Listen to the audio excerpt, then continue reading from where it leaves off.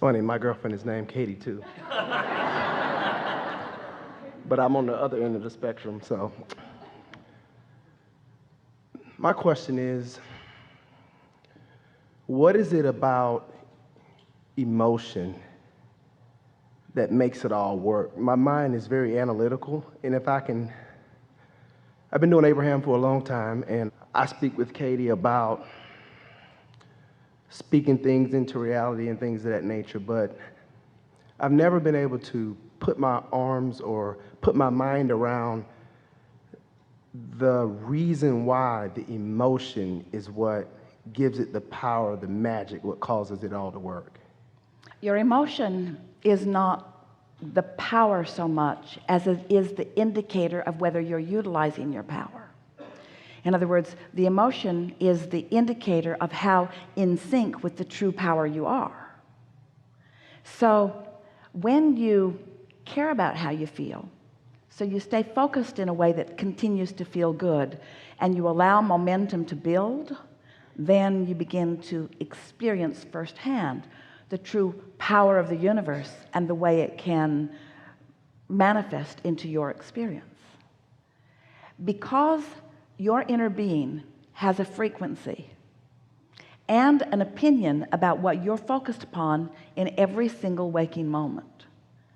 When you put your opinion, your focused thought, up against that of your inner being, there is a resulting reverberation.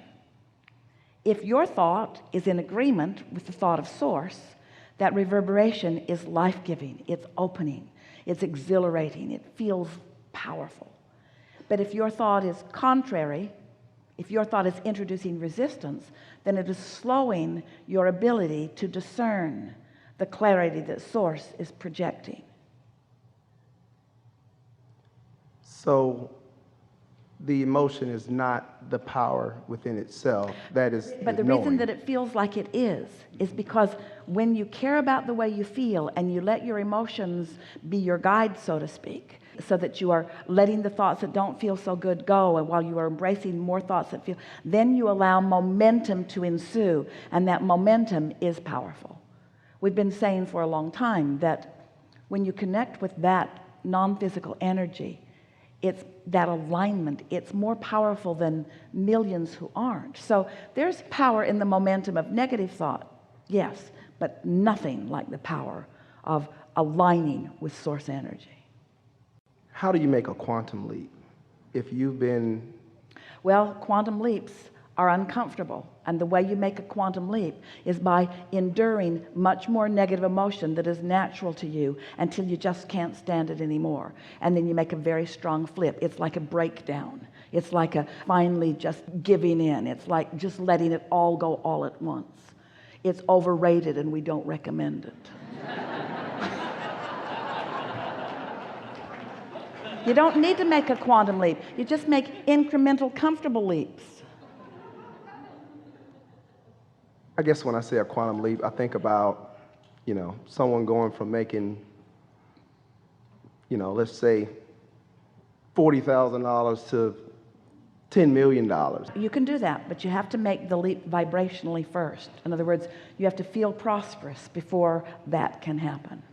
But I'm saying if you already, I don't want to use the word practice because you already squashed that earlier.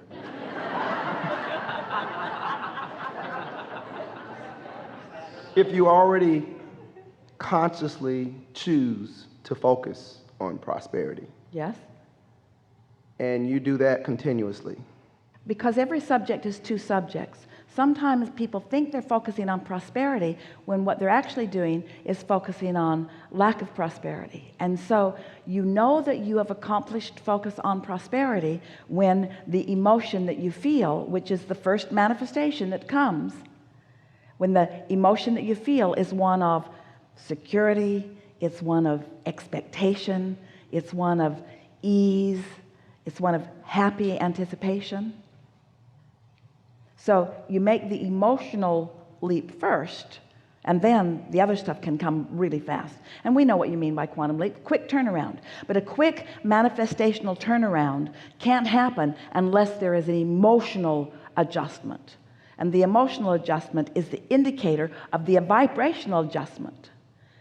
Jerry wanted to write a book. Esther's going to write it with him, Turning Thoughts to Things. And it's about finding that vibration and holding that vibration and allowing the momentum of that vibration to increase until those vibrations have become thoughts and emotions, and then they become impulses, and then they become manifestations. I guess for someone who is already comfortable, meaning they can kind of travel and do what they want to do to a certain extent, they can buy what they want to a certain extent, they can live and be happy, but they want more. Is it harder for that person to, and I keep using the word quantum leap, is it harder for that person to spike to another level than someone who's had hardships all their life? Maybe, but not necessarily. And here's the clarification you're looking for. Oh, we'd love giving this to you. All right, I'm ready. So in the early stages of creating, that's often what people think they are creating. They think they're creating money and access and things that represent prosperity and, of course, ease of life. And that is all wonderful and lovely to create. But then you reach this place where you've got that down, and that no longer is the main event for you. The main event is watching the power of the universe to orchestrate on your behalf, watching the sequence of events line up in your favor, watching the number of things happen as if somebody's got your number and everybody's working on your behalf, feeling the clarity coming into your mind, watching the timing of your own being, beginning to feel your own improvement in all of your physical ways. In other words, there is so much more to that, what you're wanting to call comfort. You begin to realize that all things are possible. You begin to recognize your power of influence. You begin to see what some words carefully placed and perfectly timed can mean to someone else. You begin to get a sense of your movement in the world and your value in the world and what you mean to others in the world, those who will never even know your name. You begin to feel this interest in life that you were born with, surging to levels that you have not ever felt or expressed before, happening on a moment-to-moment, day-by-day, week-after-week basis. You begin to feel invincible. You begin to know the power and the goodness of your being. It's like watching the seas part everywhere you go, while everything that is important to you acquiesces to you. Not for the amazement that others feel as they watch your movement, but by the rightness of the way it feels to you as you come into your true power.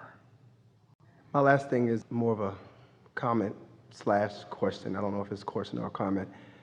And it's about kind of what the guy before me was speaking about, the unconscious versus conscious. I'm sitting way back in the back of the room, and for the whole time, I'm sitting and I'm raising my right hand. And I never raised my left hand, and for some reason I raised my left hand and you called on me. So, you know, is that whole unconscious impulse thing that that's you were what we're talking about. And how unconscious can you say it was that you raised your left hand? In other words, so maybe what you're calling unconscious, maybe what we're all calling unconscious, is it didn't come from your mind, but you were in the receptive mode where you received consciousness. I just knew. I just did it. So Yeah. thank you. Yes, indeed.